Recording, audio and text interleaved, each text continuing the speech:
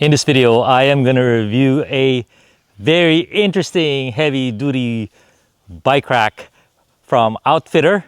What its claim to fame is a 200-pound total bike capacity for two bikes, so 100 pounds per bike. So in typical eMTB review fashion, I'm going to tell you all about the installation, all about the mounting, dismounting a bike, and then I'm going to take it out on a very brutal test ride with some heavy bikes.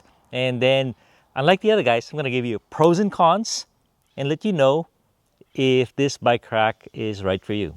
New bike rack from Outfitr. It's a brand from China, and it's, I think, their third or fourth bike rack. A few of my friends have gotten the earlier versions because they were pretty low cost, you know, for a big kind of pound capacity. So this thing is not cheap, but it is right there with the competition. It is $699.98, so $700 we'll call it, for a two bike tray rack. It's a Wheelhold rack is the technical term because there's no frame contact on it. But its real fascinating feature is that it can carry 200 pounds. When I got the rack, I said, man, this thing weighs a ton.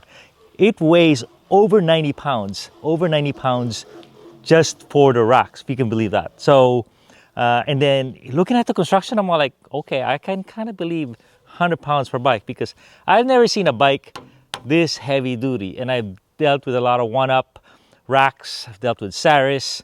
This is very similar to Saris in terms of kind of robustness, capacity. And I've even dealt with a very expensive Quikr bike rack. But so here we go. It's called Outfitr, right? Without the E on the end, but the branding is a little bit strange. You see Young Electric everywhere, Young Electric here, Young Electric on the rail. So they got to clear up their branding, and it'd be better if they gave it a name. You know, it's hard to put a name to a bike rack, but it's the name on their website is like so long. It's like 200-pound bike rack is what it's called. Anyway, so what we're gonna do is we already have a bike, so I'm gonna take the bike out. What we have here, and I did all my testing with this, is a 50-pound pivot bike on the inside, and then on the outside is a specialized Gen 4 Levo comp alloy with an extender. 55 pounds plus 5 pounds for the extender is 60 pounds. An interesting part is the wheel chock changes direction depending on how you're rolling the wheel on it, so it's kind of automatic. That's kind of cool. You have to put the arm down first just so you can have the ramp uninterrupted. Okay, and then for this guy, for the front, I'll do the same thing. So the tricky part here is as you're putting the arm down, you have to hold the bike. All right, so I'll do it here. Okay, holding the brake the whole time. And that makes it nice and handy. So what I'll do next is I will fold up the ramp, get the branding right, Young.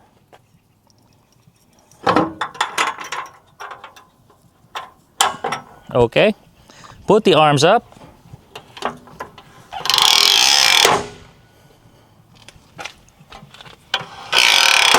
Right there.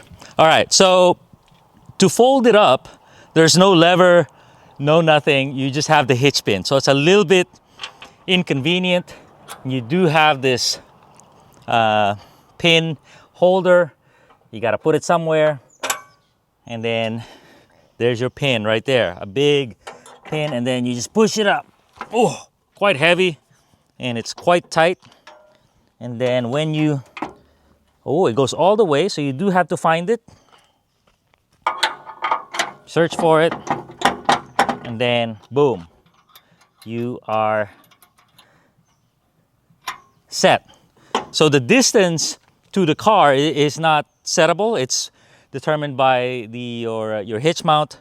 Also, there is you can't tilt it kind of halfway or 3/4 way all the way to the ground to open your hatch. So a little bit of a weakness there, but we'll get into that. But let's get to mounting the bikes, and then we'll talk about pros and cons of this guy, okay? So hitch pin, you gotta unweight it.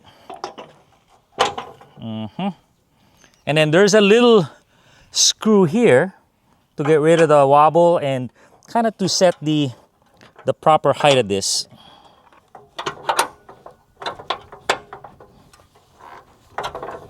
Okay, so hitch pin, man, I haven't done that in a while, but a little bit inconvenient for sure. And one thing, I'm going to use the ramp once again. One thing that I noticed, a handy tool, is if you set this not too far down, it can hold your bike. So you can just back it up and hold the rear brake and kind of roll it in with a wheelie. And then boom, you're on there. And basically you're just supporting the bike one wheel at a time. Just roll it. So this is how I've been doing it. It's actually very convenient. And then press the button. And then, you don't have to do it so tight. I put it on pretty tight. All right, so now let us roll the other bike since I didn't do it the last time. So open it up out of the way. And then this guy, not too open. Get the wheel chock ready. And then let's get our ramp.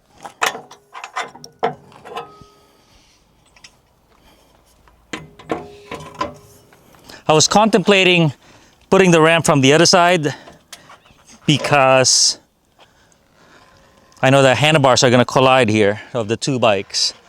But I'll just angle it.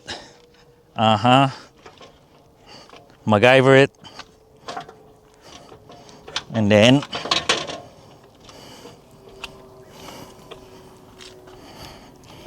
ramp. So the ramp, you know, not that convenient, but if you really can't lift your bikes. Oh, so that thing is perfect. And boom, we're there. And boom, we are here. Ramp.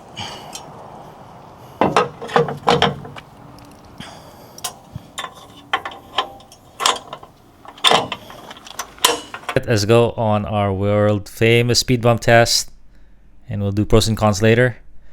And the first bump, we take it fairly fast. Those are very sharp speed bumps, and this rack has no problem whatsoever. Very little movement on the bikes. It's like one with a car.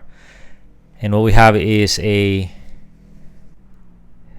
50-pound bike, the blue one, and a 60-pound bike, both e-bikes. And they are held very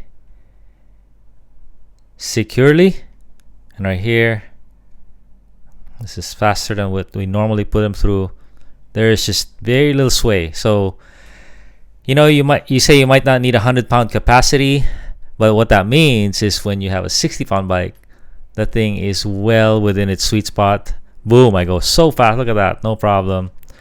And, you know, if you have rough freeways, freeway dividers and whatnot, you want the security, potholes and what, you have the security of not pushing the limit.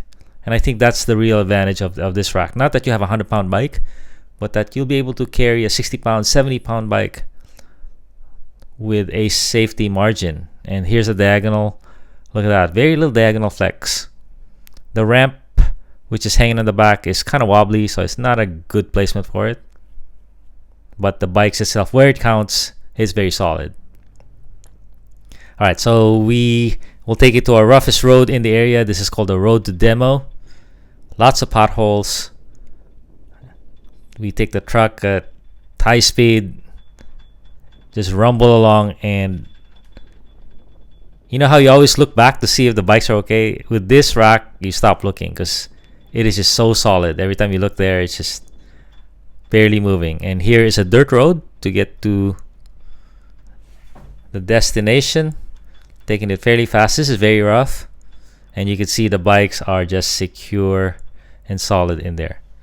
So, you know, a little rough around the edges. This rack, it's, you know, carbon faux finish, and it's got some holes here and there. Doesn't tilt with a lever, but where it counts, can you trust it with your prized possession bikes on unexpected roads?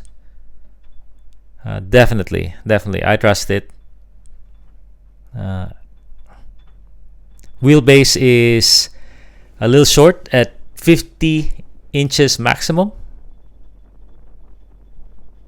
but unless you have an extra large frame, very modern frame, it should fit fine. That was a speed bump, and look at that. It just takes it with enthusiasm. So the rack is okay, you know, version 1 rack, $700 before discounts. It can be trusted. So hope you enjoyed that. All right, so pros and cons. The pro is the 200-pound capacity, and it's really that heavy duty. I'm super impressed with this whole situation. Everything is sturdy for sure. The price is on the low end, $700 of the competition. The real best thing I can say about it is the most stable rack I've ever used. I've used a lot of racks on my speed bump test and on the road to demo or Nicene, and this thing with the speed bumps, it's really rigid. I'm super impressed. On the con side, I would say the first one you'll notice right away is this, the mounting for the ramp is very loose and kind of hokey. Shouldn't be wobbling like that. Having to take it off with that lock, it's not quite dialed. There needs to be a better way. On another one is the button. It's plastic. It'd be nice if it was metal. Not sure how this will hold the test of time. Is so stiff. You could barely press it. And you know, in my other ramps like the Quikr, this thing is light as a feather. And also the new OneUps, because this is not load bearing. The other con is the wheelbase. The wheelbase is about 50 inches because the wheel chock determines where your bike is going to be, and it's kind of far from the edge. So it can really do a 53-inch wheelbase if you take out your wheel chock. But I didn't test it that way. A little con there. And finally, the last con is the tilting. The last two cons, the tilting mechanism is really very primitive for this day and age. You know, not having a button or a convenient, just having a hitch pin is a little tough.